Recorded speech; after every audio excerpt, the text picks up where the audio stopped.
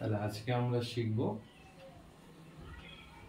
স্থিতি ও গতি আর নিউটনের সূত্রাবলী। ঠিক আছে, তো জিনিসটা কি, স্থিতি যেটা বলা হচ্ছে, এই স্থিতি যে পার্টটা সেটা হয়ে গেল স্থির শক্তিটাকে বোঝাচ্ছে, আর গতি মানে গতিশীল বস্তুটাকে বোঝাচ্ছে। তো এবার আছে এই দুটোর মধ্যে একটা জিনিস পড়ে, সেটা এক নম্বর হলো অভিকেন্দ্র। অভিকেন্দ্র বল, এই জিনিসটা কি অভিকেন্দ্র বল, মানে ব্যাপারটা হলো যে এই বলটা কি কাজ করে।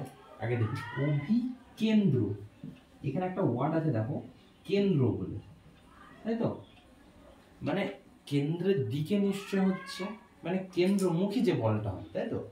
মানে সাপোজ আমি একটা এক্সাম্পল দিচ্ছি, যে যখন একটা বালতিতে বা কোনো একটা গ্লাসে জলটাকে ঘোরানো হবে, মানে সাপোজ আমি দেখাই জিনিসটা, তারা বুঝতে পারবো যে এইরকম পার্টটা, যে এই ঘোরাচ্ছি, ধরো দেখো ঘোরালাম, ব্যাপারটা কি হলো দেখো, মধ্যেখানে মানে জলটা এই বরাবর কেন্দ্রে যাচ্ছে, মানে তাই তো, দেখো ভালো করে দেখো, জিনিসটা বুঝতে পারবে, সেটাই হলো তো জিনিসটা যেটা দেখালাম, সেটা যে মানে গ্লাসের যে জলটা ছিল, মানে এইরকম ভাবে এই দিয়ে যাচ্ছে, মানে ব্যাপারটা হলো যে জলটা আছে সেটা এই এই যে মানে কেন্দ্রের দিকে যাচ্ছে, তাই তো, মানে এরকম করে ঘুরতে ঘুরতে ঘুরতে ঘুরতে ঘুরতে একটা নির্দিষ্ট বিন্দুতে যাচ্ছে। তো এই যে বলটা, এটাকে বলছে অভিকেন্দ্র। কি বল? অভিকেন্দ্র, এরকম পাটে এই দিক যাচ্ছে, এই দিক মানে একবারে ভিতরের দিকে যাচ্ছে, ঠিক আছে, এটাকে হচ্ছে অভিকেন্দ্র। এবার এই বলটা তুমি ভাবো, যখন আমি গ্লাসের জলটা দিয়ে এরকম করে ঘুরালাম, ফার্স্টে কাজটা করে নিলাম, ঠিক আছে, তারপরে কি আমাকে কাজটা দিতে হচ্ছে? নিজে নিজে তো অটোমেটিকলি এরকম করে ঘুরছে, মানে কাজ ফার্স্টে করলাম তখন কিন্তু বল সৃষ্টি হয়নি, যখন কাজ করে ছেড়ে দিলাম তারপরে বলটা নিশ্চয় শুরু হয়েছে। বলতে চাইছি যে যখন এই ঘোরানো হয়ে গেল, তারপরে কাজ মানে কাজ হয়ে গেল, তারপর কিন্তু বলটা সৃষ্টি হলো, তাই তো, মানে কেন্দ্রের দিকে যাচ্ছে। তো এই জন্য এই বলটাকে কার্যহীন বল বলা হয়। কি বলা হয়? কার্যহীন বল। মাথায় ঢুকলো কিসের জন্য কার্যহীন বল বলা হচ্ছে? মানে কি, কাজ করা হয়ে গেল তারপর বলটা সৃষ্টি হলো, মানে এরপর কাজ কিছু হচ্ছে না তারপর, তাই তো, এটাকে জন্য কার্যহীন বল। আর এটা কোন দিক বরাবর যাবে? অভিকেন্দ্র বরাবর, মানে মিডিল, মানে এইরকম পার্টটা, ঠিক আছে। তো এটা হয়ে গেল অভিকেন্দ্র বা কেন্দ্রমুখী বল বলা হয় এটাকে, কেন্দ্রমুখী, যেটা বললাম, ঠিক আছে। এবার আমি একটা এক্সাম্পল দিই, এটাতে একটা এক্সাম্পল হলো, দেখো সার্কাস ক্লাস দেখেছো? সার্কাস খেলা মানে হয়তো দেখবো অবশ্য। তো ব্যাপারটা হলো, সার্কাসে দেখবো মোটর বাইক চালায়, এরকম একটা বড় একটা ধরো নাও করে নিল, কি বলছো ওটাকে, সার্কেলের মতন করে নেয়, নিশ্চয় এর ভিতর দিয়ে গাড়ি, মোটর গাড়ি চালায়, এই ভিতর দিয়ে এরকম করে মোটর গাড়ি চালায়, তো প্রত্যেকটা জায়গায় মোটর গাড়ি চালায়। এবার যখন ব্যাপারটা হলো, একটু ভালো করে একটা জিনিস বুঝতে হবে, এই হলো ধরো সার্কেলটা, ঠিক আছে। এবার ওরা কি করে দেখবা, ফার্স্টে এই বরাবর গেল, হ্যাঁ, যে আবার এই বরাবর গিয়ে, আবার এই বরাবর গিয়ে, আবার এই বরাবর গিয়ে, আবার এই বরাবর গিয়ে, এই বরাবর গিয়ে, এরকম এরকম করে, ঠিক আছে। মানে ব্যাপারটা বুঝো তুমি, সেম ভাবে কাজ করছে না, দেখো এই এই এই এই মানে একদম কেন্দ্রের দিকে যাচ্ছে বলটা, মানে এরকম করে যখন ঘুরছে, মানে ব্যাপারটা হলো এই ঘুরছে, হ্যাঁ, এই ঘুরছে এরকম পার্ট, মানে কেন্দ্র এসে লাস্টে এসে এখানে জমা হচ্ছে, ব্যাপারটা বুঝো, এরকম করে ঘুরে ঘুরে ঘুরে ঘুরে নিচের দিকে আসছে, মানে এটাও তাহলে কাজ ফার্স্টে করতে, এই উপরে উঠতেই কাজ করতে হচ্ছে, কিন্তু নিচে যখন নামছে তখন কিন্তু সেরকম কাজও করতে হচ্ছে না। তাহলে যখন সার্কাসে মোটর বাইক চালানো হয়, মানে কি এরকম করে ঘুরতে ঘুরতে ঘুরতে ঘুরতে যখন না হয়, তাকে বলা হচ্ছে অভিকেন্দ্র বল, ঠিক আছে। এবার অপকেন্দ্র বল মানে কি, সেটা আমরা বলছি। এবার অভিকেন্দ্রটা হয়ে গেল ক্লিয়ার।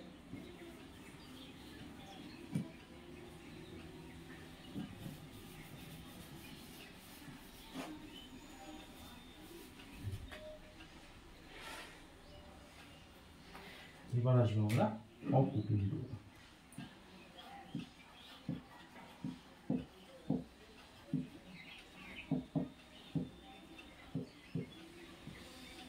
আচ্ছা, অপকেন্দ্র বল জিনিসটা কি? তাহলে আমরা অভিকেন্দ্র মানে কেন্দ্রের দিকে পড়লাম নিশ্চয়, এবার অপকেন্দ্র মানে বাইরের দিকে।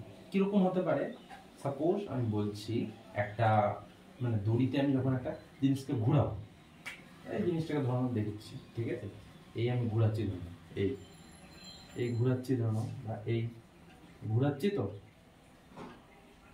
ভালো অবস্থা দেবো, এই হাতে এই এই ঘোরাচ্ছি ধরো, এই ঘোরালে তখন দেখো জিনিসটা ব্যাপারটা হলো যে আমার হাতে এখানটা দড়ি বাঁধা আছে, এই এখানে পেনের মুঠি আছে, এরকম করে ঘুরছে, তাই তো, এরকম করে ঘুরছে, এরকম করে ঘুরছে।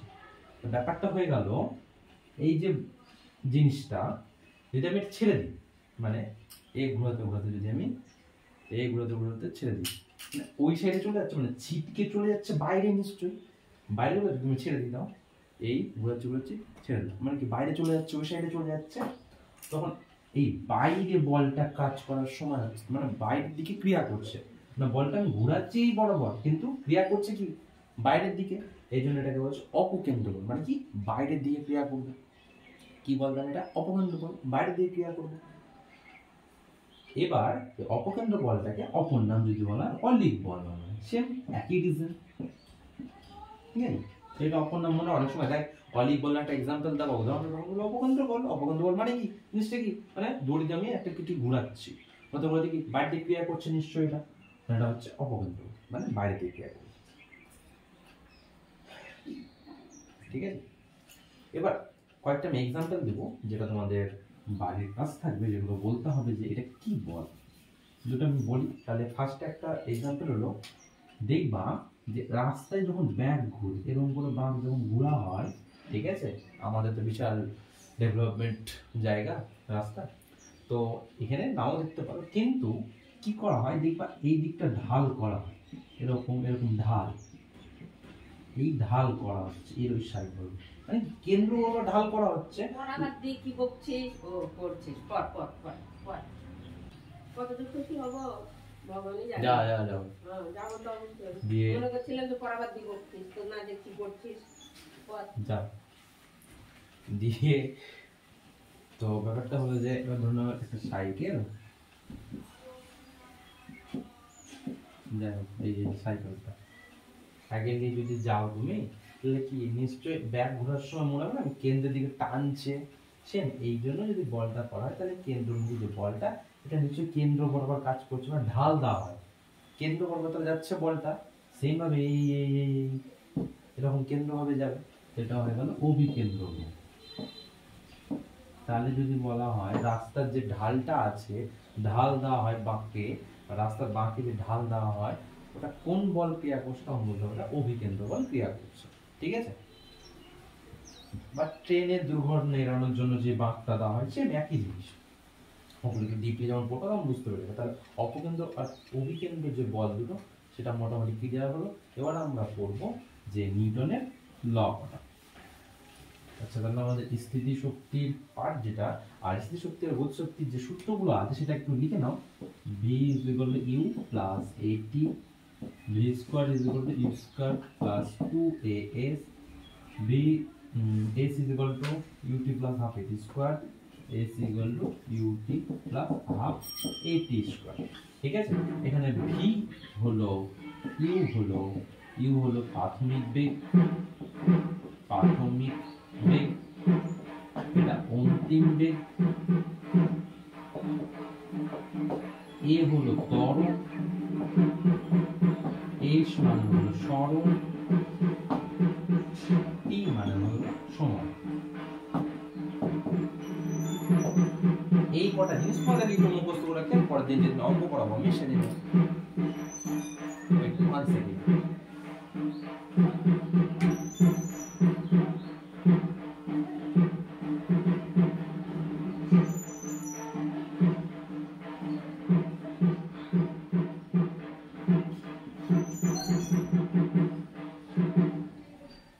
আচ্ছা, এই তিনটে সূত্র যেটা হলো, এই তিনটে সূত্র আমাদের পরে যে অঙ্ক করাবো সেই ক্ষেত্রে লাগবে, যেন আমি একটু বলে দিই। এটা হলো স্থিতি গতি সংক্রান্ত তিনটে সূত্র, ঠিক আছে?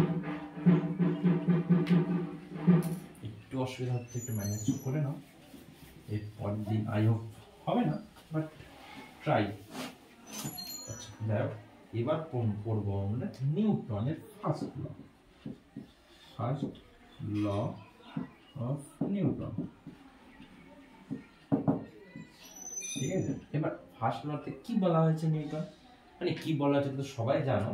তো জিনিসটা কি বলে একটু জাস্ট বলবো, যে বলে যে বাইরে থেকে যদি কোনো বল না দেওয়া হয়, একটা বস্তু যদি ধরো তার প্রযুক্ত যদি করা হলো, ঠিক আছে? যদি প্রযুক্ত করা হলো তাহলে বলছে যে এর বাইরে থেকে যদি প্রযুক্ত যদি না করা হয় তাহলে স্থির বস্তু চিরকাল স্থির থাকবে আর গতিশীল বস্তু চিরকাল গতিশীল থাকবে। মানে কি জিনিসটা কি, মানে বলা হলো যে আমি বল প্রয়োগ করলাম, হ্যাঁ ঠিক আছে, যে বস্তুটাকে গতিশীল করলাম, ঠিক আছে? এবার যদি এর পরে যদি কোনো বল আমি প্রয়োগ না করি, বলা হচ্ছে যে এটা চিরকাল সমবেগে চলতে থাকবে, সেটা সম্ভব নয়। মানে কি বলে, যদি তলে ঘর্ষণ বল না থাকে, ঠিক আছে, সেই ক্ষেত্রে বলা হচ্ছে, ঠিক আছে? মেন কথা হলো বাইরে থেকে যদি কোনো প্রযুক্ত না করা হয় তাহলে অবস্থার পরিবর্তন করলে স্থিতি বস্তু চিরকাল স্থির থাকবে, গতিশীল বস্তু চিরকাল গতিশীল অবস্থায় চলতে থাকবে। নিউটনের ফার্স্ট ল। ফার্স্ট ল থেকে আমরা কি জানতে পারি? নিউটনের ফার্স্ট ল থেকে আমরা জানতে পারি বলের সংজ্ঞা। কি বলের সংজ্ঞা?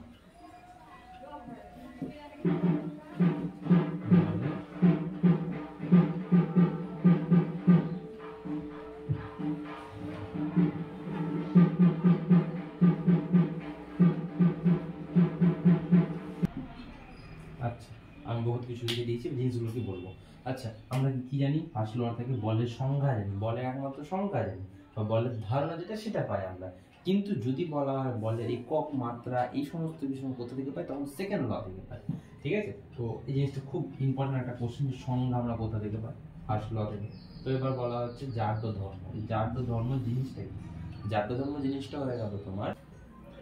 তো এবার আমরা দেখবো যে জাড্য বলের সংজ্ঞা, তো বলের সংজ্ঞাটা আমরা ফার্স্ট ল থেকে। তো বলটা কি বলা হয়? বলটা হয়ে গেল ভেক্টর রাশি, ঠিক আছে? তো এবার জাড্য ধর্ম জিনিসটা কি? জাড্য মানে কি বলতো, কোনো কিছু ধরো না, বোর্ডটা এখানে আছে, আমি যদি এটাকে না লড়াই তাহলে কি লড়বে? নিজে স্থির থাকবে। আবার যদি একটা ট্রেন না ধরো এটা যাচ্ছে এইদিকে, এই জন্য না থামায় তো থামবে না, নিয়ে নিয়ে চলতেই থাকবে। বল যদি না বল প্রয়োগ করে ছেড়ে দিই আমি, তাহলে থেমে যাবে। অল্প যদি করতেই থাকে তাহলে গতিশীলই থাকবে। তো এই জিনিসটা হলো জাড্য, মানে কোনো স্থির বস্তু চিরকাল স্থির থাকবে, আবার কোনো গতিশীল বস্তু চিরকাল গতিশীল থাকার চেষ্টা করবে। কোনো বস্তু গতিশীল তো থাকা অসম্ভব, তো চেষ্টা করবে, মানে পরিবর্তন চেষ্টা, মানে গতি থেকে স্থিতি হওয়াটাকে বাধা দেওয়ার চেষ্টা করবে। এই ঘটনাকে বলা হচ্ছে জাড্য ধর্ম। দুটো হয়, একটা স্থিতি জাড্য আর একটা হলো গতি জাড্য। স্থিতি জাড্য জিনিসটা কি? স্থিতি জাড্য জিনিসটা হয়ে গেল তোমার যে একটা স্থির বস্তু, ধরো এখানে একটা বস্তু রাখলাম, ঠিক আছে, ঠিক আছে, তো বস্তুটাকে আমি বল প্রয়োগ করব না, তাহলে কি সারা জীবন স্থির থাকবে। তো এই যে অবস্থা, যে জাড্য ধর্ম ক্রিয়া করছে স্থির জাড্য। যেমন ধরো এখানে একটা আমি কম্বল নিয়েছি, ঠিক আছে, কম্বল নিয়েছি, এবার এখানে প্রচুর ধুলোবালি আছে, প্রচুর ধুলোবালি আছে। ধুলোবালি থাকার ফলে কি করলা, যে কম্বলে তুমি একটা ডান্ডা দিয়ে মারলা, ডান্ডা দিয়ে মারলা, মারার ফলে কি হলো, যে কম্বলটা গতিশীল হলো। এবার আমরা কি জানি, এই কণাগুলোকে তো মারেনি, মারলো কম্বলটাকে, তাহলে কম্বলটা নিশ্চয়ই গতিশীল হবে। মানে ধরো কম্বলটা এরকম ছিল, এই এখানে তো বস্তুগুলো থাকবে না, তখন এই জায়গাগুলোতে চলে আসবে ধূলি কণাগুলো। কম্বলটা একটু সরে গেল ওই সাইডটাতে, এই সাইডটা মুভ করলো, মারলো যখন, প্রত্যেকটা জায়গা যে কণাগুলো সেগুলো আগে চলে এলো। আর মানে এরকম ধরো যে এইটা ধরো কম্বল আর এটা ধরো ধূলি কণা, আমি এটার বলি মারলাম, মানে কি মারা, মানে কি ধূলি কণাটা এখানে থাকলো, কিন্তু মানে বলতে চাইছি আমি যে এই বস্তুটা এখানে আছে, ধূলিকণাগুলো এখানে থাকলো, এই জায়গাটা যদি মারি, ঠিক আছে, এই জায়গাটা মারলাম, মানে কি এটা সরলো, কিন্তু এখানে মেরেছি আমি কি, এখানে মারেনি, তাহলে এগুলো কি একদম স্থির থাকবে, এই জিনিসটা শুধু লড়বে। আবার যখন এই জিনিসটা এখানে লড়লো, মানে এইখানে থাকলো, বস্তুটা পেছনে চলে গেল, তখন কি হবে, তখন এই যে ধূলিকণাগুলো সেগুলো নিশ্চয়ই পড়ে যাবে, এখানে তো আর সামনে থাকবে না, এরকম পড়ে যাবে নিশ্চয়ই, এই পড়ে গেল। এই জিনিসটা ঘটনাটা ঘটছে স্থিতিজাতের জন্য। মানে এবার যদি স্থিতিজাত না থাকতো তাহলে কি ধূলিকণাটার সাথে এই কম্বলটা অ্যাড হয়ে একসাথে মুভ করতো, একসাথে মুভ করছে না, তো ধুলোগুলো আলাদা থেকে যাচ্ছে, কম্বলটা আলাদা হচ্ছে, তো এটা হয়ে গেল স্থিতিজাতের একটা উদাহরণ। এছাড়া ধরো না, যেটা সহজ এক্সাম্পল কি হয়, যেটা ট্রেনে যখন যাও তখন যদি এখানে বসে থাকো, ধরো যখন তুমি বসে আছো, তো বসে থাকার ফলে কি হয়, অনেকক্ষণ ধরে বসে আছো চুপচাপ, যখন হঠাৎ গাড়িটা চলতে লাগলো, তখন তোমার পাটা গতিশীল ছিল কিন্তু ধরটা কি গতিশীল ছিল না, মানে স্থির ছিল। পাটা গতিশীল, পাটা এগিয়ে গেল কিন্তু মাথাটা পিছনে দিয়ে সরে গেল, মানে পিছনে দিয়ে সরা মানে কি গতিশীল হয়ে যাওয়া। তো এই যে পার্টটা, এটা হচ্ছে সিজার জন্য, মানে পুরোটা স্থির থাকাকালীন অবস্থায় হঠাৎ করে কিছু চলতে লেগে যায়, মানে ধরটা তখন মানে মাথাটা এরকম থাকবে, হ্যাঁ আগে আসছে, এটা হচ্ছে স্থিতিজাত। আর যদি গতিজাত হয়, গতিজাত মানে জিনিসটা হয়ে গেল যে এখানে মিটার, এটা স্থিতিজাত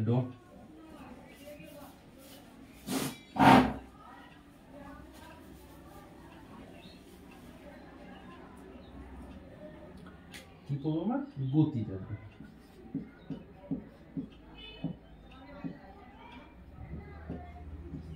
ঠিক আছে, গতিজাত জিনিসটা কি, মানে যেরকম গতিশীল বস্তু চিরকাল গতিশীল থাকার চেষ্টা হবে। যেমন ধরে নাও একটা ফ্যান আমি চালিয়ে রেখেছি, এই ফ্যান,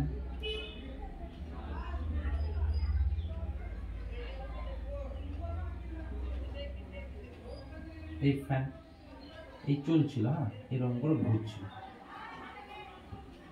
ঘুরছে ঘুরছে ঘুরছে, এবার সুইচটা তুমি বন্ধ করে দিলে, অফ করে দিলে, সুইচটা অফ করে দিলে, হঠাৎ দেখবা যে পাখাটা তাও ঘুরতে থাকবে, এরকম করে ঘুরতে থাকবে, কিছুক্ষণ পর গিয়ে সেটা অফ হবে, সঙ্গে সঙ্গে অফ নিশ্চয় হয় না।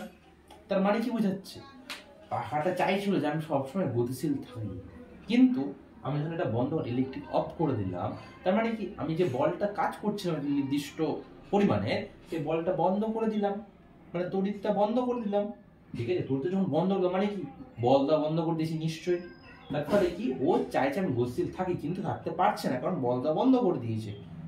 তার জন্য কি গতিশীল থাকা অবশ্যই একটু 2 পাক 3 পাক ঘুরবে, তারপর সেটা বন্ধ হয়ে যাবে। ক্লিয়ার, মানে গতিশীল বস্তুটাকে স্থির হয়ে যাচ্ছে আস্তে আস্তে, কিন্তু সঙ্গে সঙ্গে যদি স্থির হতো, হতো না, হয়নি, সম্ভব নয়। স্থির হওয়ার জন্য কিছু একটা নির্দিষ্ট কোনো বল হালকা হালকা করে কমতে কমতে কমতে এসেছে, তার জন্য এটা হলো গতিজাত। তো পাখার যে ঘূর্ণনটা হয় ওটা হলো গতিজাত উদাহরণ, মানে ঘূর্ণন বন্ধ করে দেওয়ার পর তারপর যদি একটু চেষ্টা চলে। আর আরেকটা এক্সাম্পল কি হবে, এই ট্রেনের বা বাসের কথাটাই বলবো আমি, যে হঠাৎ যখন ব্রেক চিপে, এই ধরনের ট্রেন বা বাস, যাই হোক বাসে 3 চাকা হয় না, 2 চাকা হয়, আমার বাসটা একটু এক্সট্রা বেনিফিট যুক্ত, 3 চাকা হয়ে যায়, হ্যাঁ তো দেখা 4 চাকা করে দিলাম আমি। তো এটা কি হয়, যখন ব্রেক চিপে একদম গতিশীল অবস্থায় যাচ্ছে, গতিশীল অবস্থা যেতে যেতে হঠাৎ যদি ব্রেক চিপে, মানে কি আমার দেহ পুরোটা গতিশীল হচ্ছে, হঠাৎ যদি পাটাকে আমার স্থির করে দেয়, তার মানে কি আমার দেহটা তো গতিশীল এখনো আছে, সামনের দিকে জুতো পড়বো, মানে কি এটাই তো ক্রিয়া করছে।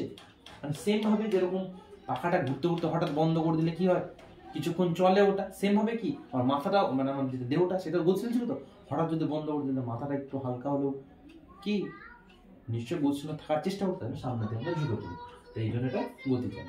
এটা হলো ফার্স্ট ল থেকে পাই। এবার আমরা পড়বো second law. Second law of Newton.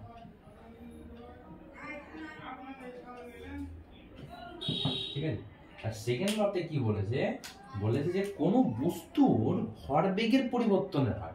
আচ্ছা জেনে নি একটু ভরবেগ জিনিসটা কি, বা ভরবেগের পরিবর্তনের হার জিনিসটা একটু জেনে নিই আমরা। তাহলে ফার্স্টে কি কি পাই এখান থেকে একটু জানবো, তারপর ওটা বলবো। ঠিক আছে, এখানে পাই আমরা ভরবেগ, ভরবেগের পরিবর্তন সংক্রান্ত জিনিস। 2 নম্বর পাই বলের একক ও মাত্রা। 3 নম্বর পাই কি জানো, কি পাই বলো, কি পাই? বলের ঘাত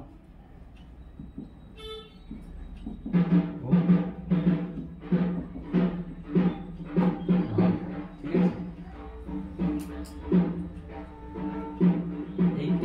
আমরা পেয়ে থাকি। কি পাই? একটা হলো ভরবেগের পরিবর্তন, একটা হলো বলের একক ও মাত্রা, একটা বলের ঘাত ও ঘাত। ঠিক আছে, তো জিনিসগুলো কি কি একটু জেনে নিই তাহলে। সাউন্ড ভালো আসছে, আরো অসুবিধা হচ্ছে অবশ্য, যাই একটু ম্যানেজ করে নাও আজকের দিনটা, বুঝতে পারছো? তো আমরা নিউটনের সেকেন্ড ল থেকে পাই কি, একটা ভরবেগের পরিবর্তন, বলের একক ও মাত্রা, বলের ঘাত আর ঘাত। এটা সবকটা সমান একটু ডিটেইলস আলোচনা করে নেব, তারপর তখন সেকেন্ড পার্ট আমরা যাব। তো কি আছে ফার্স্টে? ভরবেগের পরিবর্তন। তো ভরবেগের পরিবর্তন জিনিসটা কি? ভরবেগের পরিবর্তন, ঠিক আছে? তো এবারে ভরবেগের পরিবর্তন যেটা যদি বলা হয় ভরবেগ, ভরবেগ মানে কি? নিশ্চয়ই ভর ইনটু বেগ হবে, তাই তো? তার ভরটা যদি বলা হয় কি, স্কেলার না ভেক্টর রাশি? স্কেলার রাশি। বেগটা কি, স্কেলার না ভেক্টর? আচ্ছা, এটা কোশ্চেনটা করব, ঠিক আছে? এটা কি রাশি, স্কেলার না ভেক্টর? এটা বলবো অপশন কোশ্চেনটা করব, ঠিক আছে? আর তারপরে হলো হচ্ছে মেইন কথা যে ভরবেগে যখন পরিবর্তন হবে, এক কথা যদি ভরবেগে যদি পরিবর্তন মানে যদি বলতে চাইছি একটা বস্তু এখানে আছে, ঠিক আছে, এর ভর হয়ে গেল m আর বেগ হয়ে গেল u, ঠিক আছে? এবার বললাম যে এটাকে আমি কিছু পরিমাণ বল প্রযুক্ত করব, এর পরিমাণ বল প্রযুক্ত করব, ঠিক আছে? এর পরিমাণ বল প্রযুক্ত করলাম, দিয়ে এটাকে গতিশীল করলাম। কি করলাম? গতিশীল করলাম। যে বস্তুটা যেটা এলো সেটা এরকম পার্টটায় চলে এলো, যে বস্তুটা এই এলো, ঠিক আছে? মানে বলতে চাইছি এই যে বস্তুটা এলো, নিশ্চয় বেগের পরিমাণ এর যা ছিল এর থেকে বেশি হবে, মানে এটাকে বলা হচ্ছে অন্তিম বেগ। এটা যদি হয় প্রাথমিক বেগ, প্রাথমিক, এটা অন্তিম বেগ, তাহলে কত হবে? এটা ইউ বলেছিলাম, এটা ভি ধরলাম, অন্তিম বেগ, ঠিক আছে? তাহলে ভরটা নিশ্চয়ই নির্দিষ্ট থাকবে, ভরটা সেম থাকবে, ভরটা সেম থাকবে। আচ্ছা, তাহলে বলা হচ্ছে এ যদি ভরবেগ, ভরবেগ কি হবে? m, ভরবেগ মানে কি, ভর ইনটু বেগ যদি বলা হয় m ইনটু u হলো, সেম ভাবে এখানে কি হলো? m into v, m into u, m into v। তাহলে ভরবেগের পরিবর্তন কতটা হলো? ভরবেগের পরিবর্তন কতটা হলো? আচ্ছা, যদি এরকমটা বলা হয় ভরবেগের পরিবর্তন মানে আমি যদি বলি, ধরে নাও একদম শর্টকাট একটা एग्जांपल দিই, যে আমি এখানে বেগটা যদি বলি, বেগটা এখানে বলে দাও আমি 20 কিমি পার আওয়ার এটা ছিল, আর ভরটা ছিল ধরে নাও 10 কেজি, ঠিক আছে? তাহলে এটা ভরবেগ কত হলো? 20 ইনটু 10 মানে কত হয়ে গেল? 200। এককটা পরে দিচ্ছি আমি, তাই একটু লিখে দিচ্ছি। বেগে কি, কেজি ইনটু কিমি পার আওয়ার, এরকমটা এলো, ঠিক আছে? এবার এই ক্ষেত্রে কি হবে? ধর প্রযুক্ত বল কিছু একটা যখন দিয়েছি বল, তার নিশ্চয়ই বেগ বাড়বে, কমবে না তো? আমি ধরলাম 30 হয়ে গেল, কি হলো? 30 কিমি পার আওয়ার, এটা হয়ে গেল বেগ, অন্তিম বেগ। ভর তো নির্দিষ্ট একই থাকবে, কারণ ভর তো সেম 10 কেজি। তাহলে এই জায়গাটা কি হবে দেখো তো? ভর কত? 20, এই ভর হলো 10,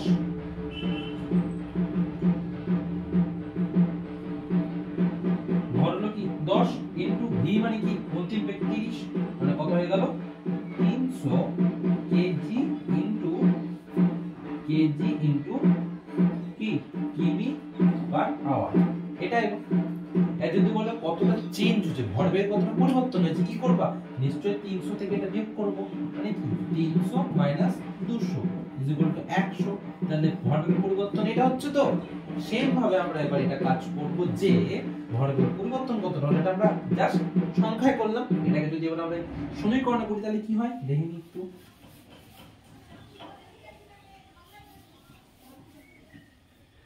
মিটাচ্ছি না কারণ এখানে লাগবে জিনিসটা কি, এটা 1 নম্বর, এটা 2। এবার বলো অন্তিম বেগটা সবসময় তো বেশি হবে, কমও হতে পারে, কোনো ব্যাপার না। তাহলে অন্তিম বেগটা এখানে বেশি যখন ধরেছি তাহলে নিশ্চয়ই mv যদি বলা হয় প্রযুক্ত বল, এই বলটার মান বা ভরবেগের পরিবর্তনের হার,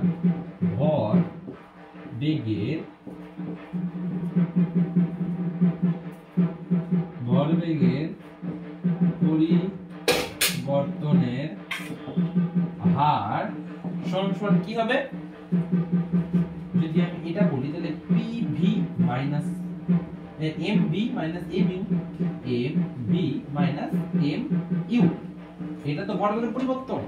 এবার যদি বলি, এবার দেখো মেন কথা হলো যে এই টুকুনটা যেতে কিছু না কিছু তো টাইম লেগেছে, যেমন t সময় পর, আচ্ছা t সময় পর মানে কি, যদি t সময় পর ভরবেগ হয়, মানে t সময় পর যদি হয়, t সময় পর ভরবেগের পরিবর্তন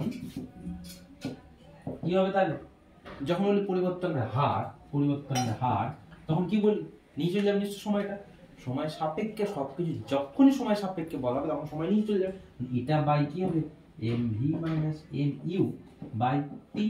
এটা হবে তো মাথায় ঢুকলো যে ভরবেগের পরিবর্তনের হার সময় এটা বাই সময়।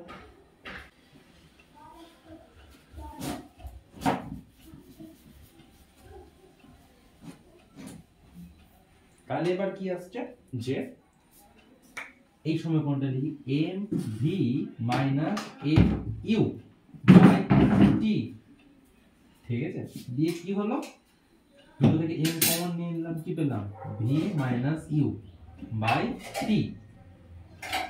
ঠিক আছে। এবার কি এখানে পার্থ, এটা কি অন্তিম বেগ মানে প্রাথমিক বেগ, আর যদি অন্তিম বেগ আমরা কি ত্বরণ মানে কি জানি, ত্বরণ সমান কি বেগের পরিবর্তন বাই সময়, জানি তো। আরে বেগের পরিবর্তন মানে একটা জিনিসটা কি, বেগের পরিবর্তন মানেই তো v minus u by t, এটা না, মানে এটা মানে তাহলে আমি বলতে পারি তাহলে কি m ইনটু বেগের পরিবর্তন বাই সময় মানে কি ত্বরণ a। তাহলে আমরা কি ভরবেগের পরিবর্তন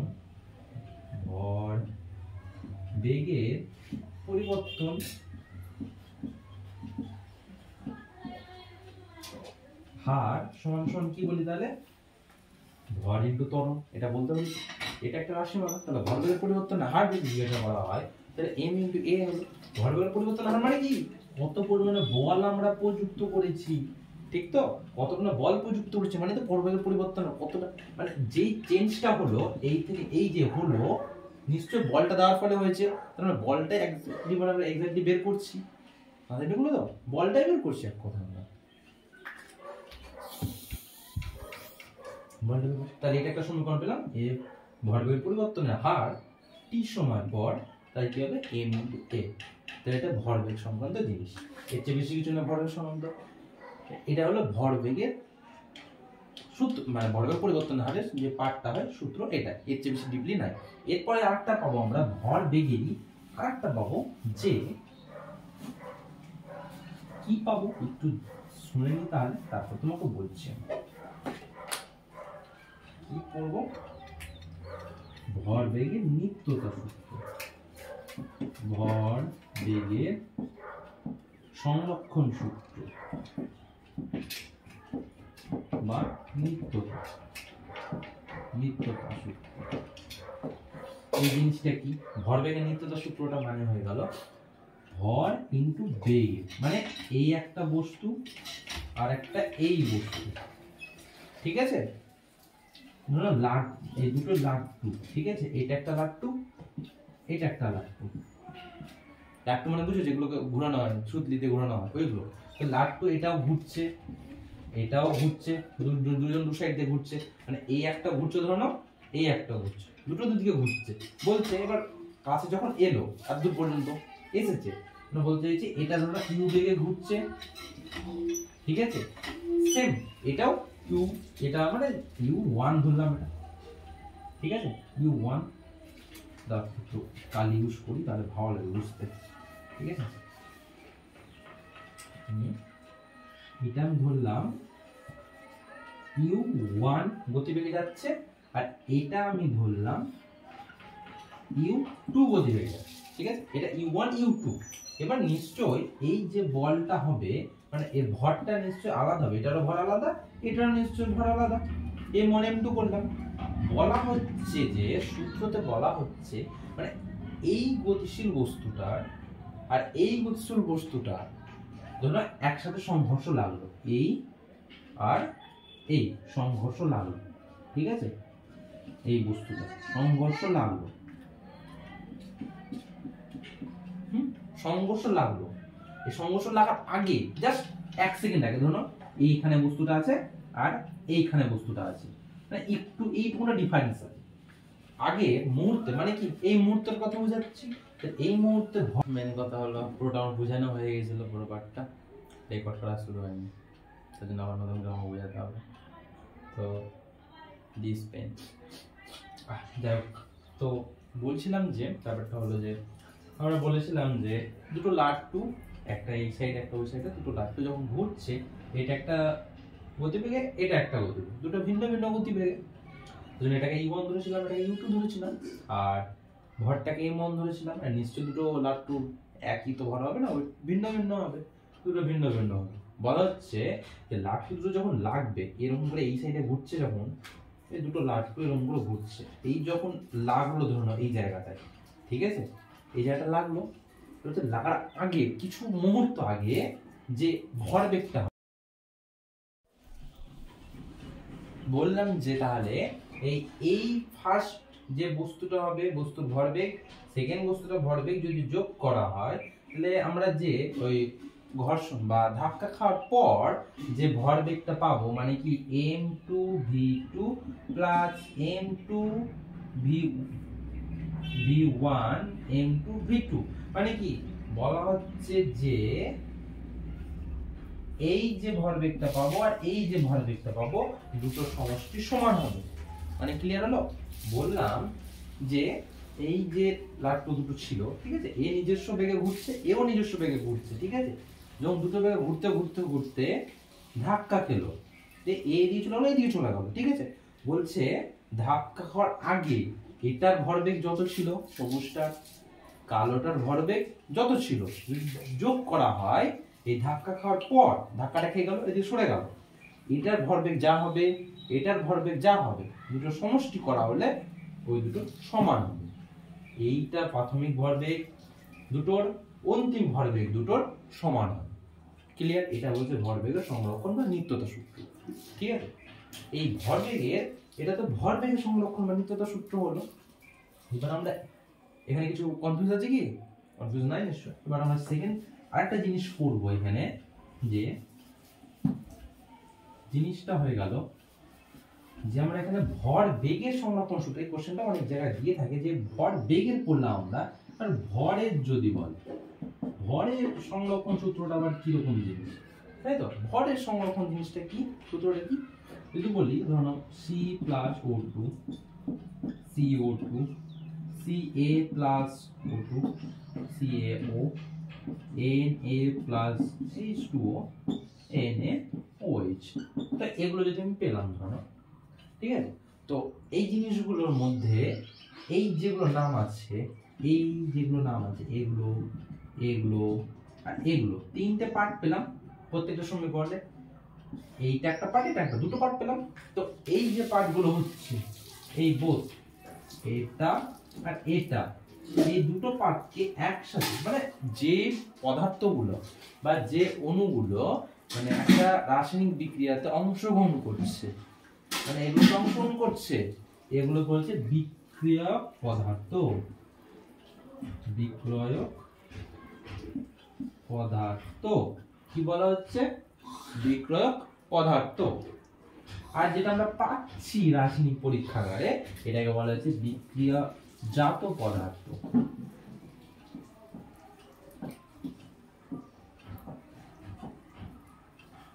ঠিক আছে, মানে যেটা আমরা তৈরি এটার সাথে এটা মিক্স করছি, মানে মিক্সচারে কি যদি আমরা একটা মশলা দিই, যেমন আদা দিলাম, পেঁয়াজ দিলাম, রসুন দিলাম, দিয়ে ওটাকে পেস্ট বানাচ্ছি, তো ওটাকে মশলা বলছি। তো তো যখন ওই আদা রসুনগুলো দিলাম, আদা রসুনগুলো হয়ে গেল বিক্রিয়ক পদার্থ, আর যে মশলাটা পেলাম, যে গ্রেভিটা পেলাম, ওটাকে হচ্ছে বিক্রিয়াজাত পদার্থ। ক্লিয়ার? এই যে ভরের নিত্যতা সূত্র কি বলছে যে এই এটা ধরো 5 কেজি ওয়েট হলো, এটা ধরো 2 কেজি ওয়েট হলো, তাহলে এই CO2 এর ওজন হবে 7 কেজি। কিভাবে? যোগ করলাম, মানে বলতে চাইছি আদা আমি 2 কেজি দিলাম, রসুন দিলাম 1 কেজি, জিরা দিলাম 500, আর 500 দিলাম কালো জিরা, এই 500 দিলাম, হ্যাঁ যাই হোক, পেঁয়াজ দিলাম। তিনটা যদি মিক্স করা হয় আমরা নিশ্চয়ই 4 কেজি পাবো। 2 KG, 1 KG, half KG, 4 KG, তাই তো? তো ওটাই বলা হচ্ছে যে যদি 5 কেজি কার্বন দিই, 2 কেজি অক্সিজেন দিই, তাহলে আমরা 7 কেজি কার্বন ডাই অক্সাইড পাবো। এটা হলো ভরের সংরক্ষণ বা নিত্যতা সূত্র। মানে এই দিকটা মানে বিক্রিয়ক পদার্থগুলোর মোট ভর বিক্রিয়াজাত ভরের মোট ভরের সমান হতে হবে। মানে ক্লিয়ার হয়েছে? এটা হলো ভরের নিত্যতা সূত্র বা সংরক্ষণ সূত্র। এটা হলো ভরের পার্টটা। ব্যাস, এটা হলো এটা রাসায়নিক মানে কেমিস্ট্রি পার্টে আছে। আমি একটু বলে দিলাম কারণ ভরবেগের যে সংরক্ষণ সূত্রটা বিক্রিয়া মানে ভরের সংরক্ষণ সূত্র এটা অনেক কনফিউজ হয়ে যায়, একসাথে বলে দিলাম আমি। এবার সেকেন্ড পার্ট, থার্ড পার্ট যেটা পড়লাম আমরা, সেটা পড়বো আমরা বলের ঘাত, বলের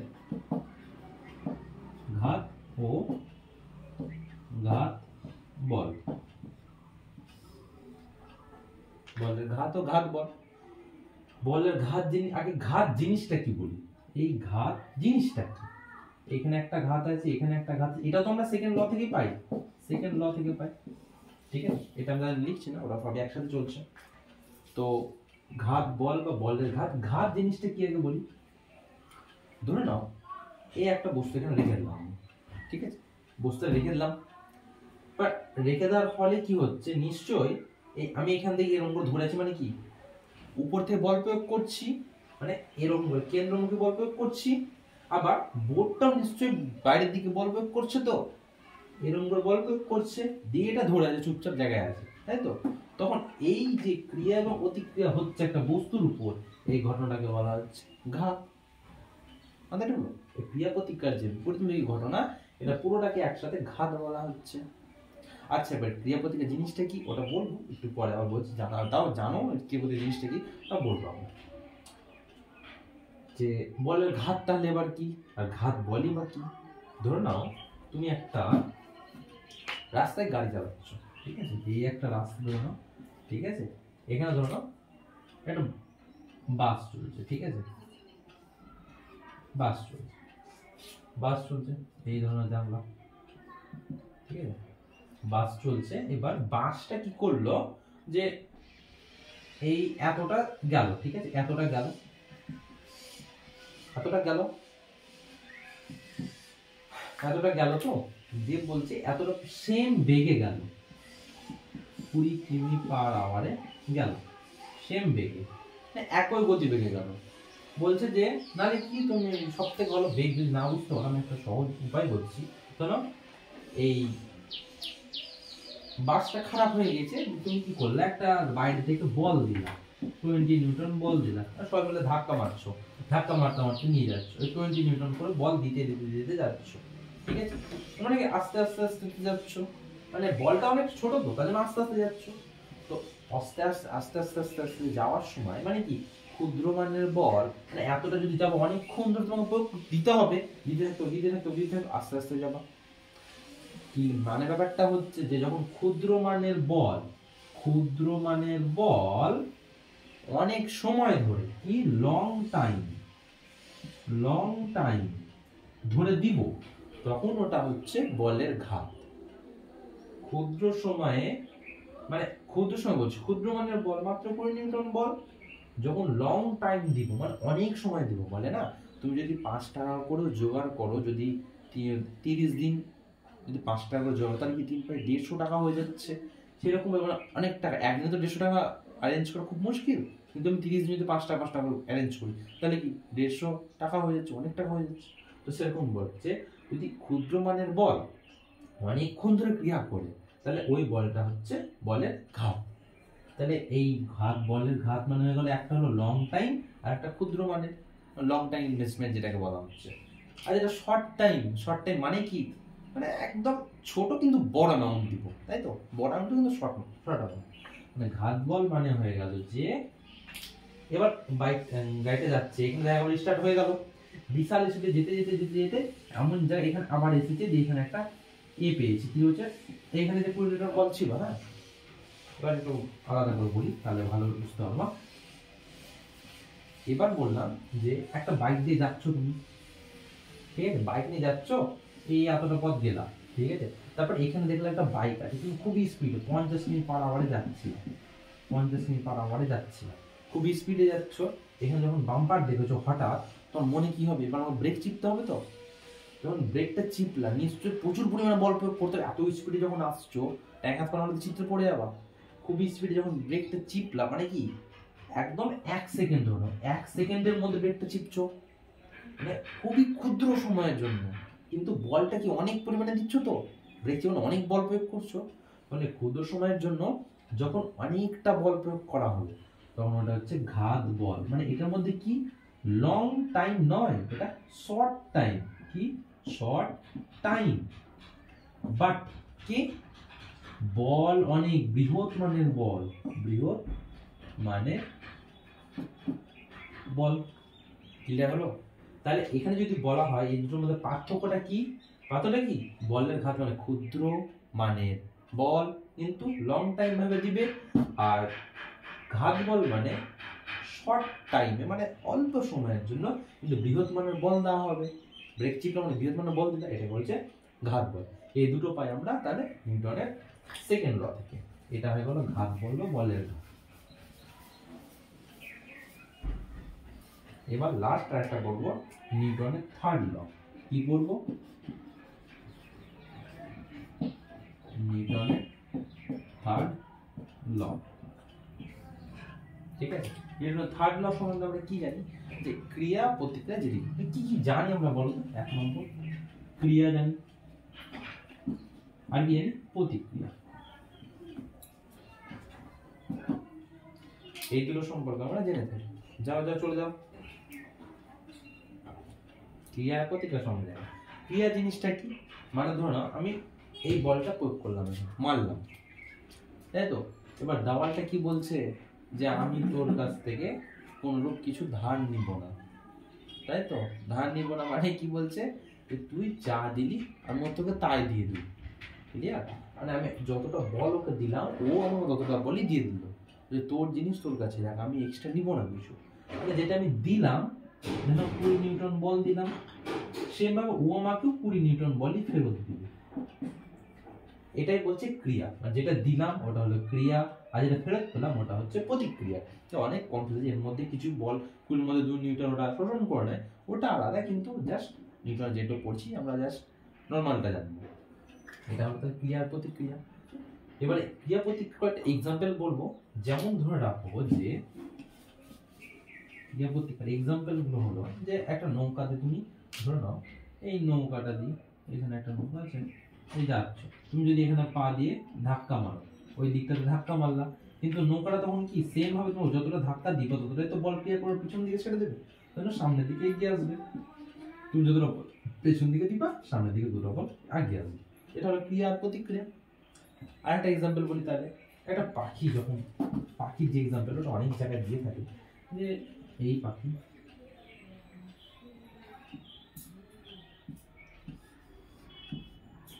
ধরো পাখি না, একটা প্রজাপতি হয়, ঠিক আছে। তো পাখিটা কি করে, এই বরাবর যদি একটা ডানা আছে, এই বরাবর একটা ডানা আছে, ও কি এই দিকটাতে কি করে ডানাটাকে ঝাপটায়, তাই তো। মানে যদি আমি একটা দণ্ড করি, এখানে এই দণ্ডটা, এখানে একটা ডানা, এখানে একটা ডানা, ঠিক আছে। এই যদি ডানা করা হয় তাহলে কি ও এই দিকে যদি হাওয়াটাকে বাতাসটাকে ক্রিয়া দিচ্ছে, মানে এইদিকে ডানা ঝাপটাচ্ছে মানে ক্রিয়া দিচ্ছে, এদিকেও ডানাতে ক্রিয়া দিচ্ছে। এবার যদি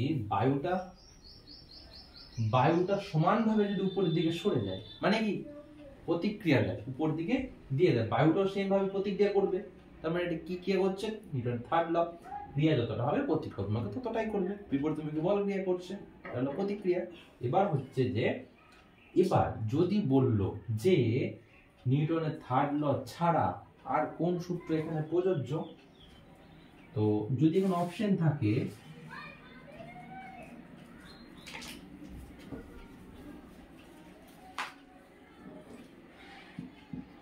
সংযোজন সূত্র বা সামন্তরিকের সূত্র, বল সংযোজন সূত্র বা সামন্তরিক সূত্র। আর বলের সংযোজন সূত্র বা সামন্তরিক সূত্র সেম এই জিনিসটা, মানে কিরকম, যদি বলা হয় যে একটা যদি ঊর্ধ্বমুখী বল আর একটা যদি পার্শ্বমুখী বল ক্রিয়া করে, তাহলে মধ্যেখানের যে বলটা হবে সেটা হবে যেটা লব্ধি বল, আর এটা হয়ে গেল সামন্তরিক। ঠিক আছে, মানে এই বরাবর যদি একটা বল ক্রিয়া করে আর এই বরাবর বল একটা ক্রিয়া করলে মধ্যে যে বল হবে ওটা লব্ধি বল। মানে এটার সাথে এটা কি সম্পর্ক তাহলে? এই একটা পার্ট, এই একটা পার্ট, ঠিক আছে, এটা তাহলে কি সামনের দিকে যাচ্ছে, তো নিচে সামনের দিকে যাচ্ছে, লব্ধি মানে কি এই বরাবর যাবে, মানে কি এটা, যদি এটাকে আমি বড় করি এরকম করে, তাহলে এরকম হচ্ছে, তো মানে সেম এটা সামন্তরিক হয়ে যাচ্ছে। একটু ভালো করে আঁকা হতো তাহলে এরকমটা হতো, এই এই এই এই, মানে এটা তো বড় ক্ষেত্র বা সামন্তরিক হচ্ছে পার্টটা, কিন্তু সামন্তরিক হতে হবে। ঠিক আছে, বলের সংযোজন সূত্র এটা সামন্তরিক সূত্র হিসেবে পড়ছে। তাহলে এদিকে একটা ক্রিয়া করছে, এদিকে একটা ক্রিয়া করছে, দিয়ে লব্ধি বলটা মধ্যে বরাবর কাজ করছে, তাই এটা বলের সংযোজন সূত্র বা সামন্তরিক সূত্র নামে পরিচিত।